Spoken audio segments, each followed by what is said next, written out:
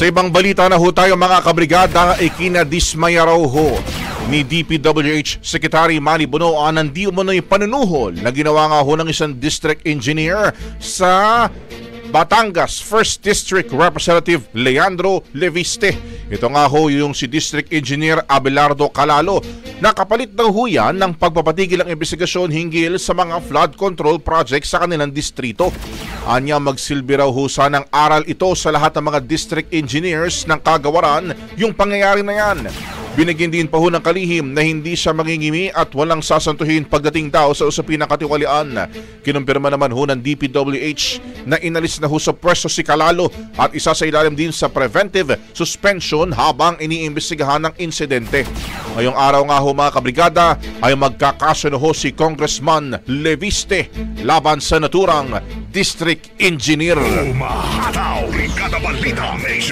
Ang bahaging ito ay hatid sa atin ng DriveMax Herbal Capsule. Lalaking angat, tumatagal.